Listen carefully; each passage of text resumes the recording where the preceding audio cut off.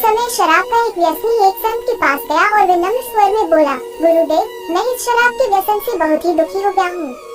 इसकी वजह से मेरा घर बर्बाद हो रहा है। मेरे बच्चे भूखे मर रहे हैं, किंतु मैं शराब के बगैर नहीं रह पाता। मेरे घर की शांति नष्ट हो गई है। कृपया आप मुझे कोई सरल उपाय बताएं, जिससे मैं अपने घर की शांति फिर से पा सकूं। गुरुदेव ने कहा, जब इस व्यसन से तुमको इतना नुकसान होता है, तो तुम इसे छोड़ क्यों नहीं देते? व्यक्ति बोला, पूज्य श्री, मैं इस शराब को छोड़ना चाहता हूँ, पर यही मेरे खून में इस कदर समा गई है कि मुझे छोड़ने का नाम ही नहीं ले रही है। गुरुदेव ने हंसकर कहा, कल तुम फिर आना, मैं तुम्हें बता दूंगा कि शराब कैसे छोड़नी है। दूसरे दिन निश्चित समय पर वह व्यक्ति महात्मा के पास गया। उसे देख महात्मा झट से खड़े हुए और एक खंभे को कसकर पकड़ लिया। जब उस व्यक्ति ने महात्मा को इस दशा में देखा, तो कुछ समय तो वह मौन खड़ा रहा, पर जब काफी देर बाद भी महात्मा जी ने खंभे को नहीं छोड़ा, तो उससे रहा नहीं गया और पूछ बैठा कि गुरुदेव, आपने व्यर्थ इस खंभे को क्यों पकड़ रखा है?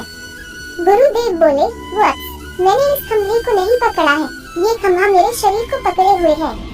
मैं चाहता हूँ कि यह मुझे छोड़ दे, किंतु ये तो मुझे छोड़ ही नहीं रहा है। उस व्यक्ति को अचंभा हुआ। वह बोला, गुरुदेव, मैं शराब जरूर पीता हूँ, मगर मूर्ख नहीं हूँ। आपने ही जानबूझकर इस खंभे को कसकर पकड़ रखा है। ये तो निर्जीव है, यह आपको क्या पकड़ेगी? यदि आप दृढ़ संकल्प कर ले, तो इसी वक्त इसको छोड़ सकते हैं। गुरुदेव बोले, नादान मनुष्य, यही बात तो मैं तुम्हें समझाना चाहता हूँ कि जिस तरह मुझे खंभे ने नहीं बल्कि मैंने ही उसे पकड़ रखा था, उसी तरह इस शराब ने तुम्हें नहीं पकड़ा है, बल्कि सच तो यह है कि तुमने ही शराब को पकड़ रखा है। तुम कह रहे थे कि यह शराब मुझे नहीं छोड़ रही है, जबकि सत्य यह है कि तुम अपने मन में ये दृढ़ निश्चय कर लो कि मुझे इस व्यसन का त्याग अभी कर देना है, तो इसी वक्त तुम्हारी शराब पीने की आदत छूट जाएगी। शरीर की हर क्रिया मन के द्वारा नियंत्रित होती है और मन में जैसी इच्छा शक्ति प्रबल होती है, वैसा ही कार्य सफल होता है।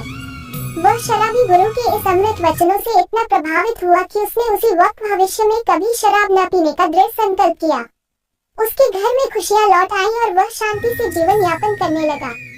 इस तरह हमें शिक्षा मिलती है।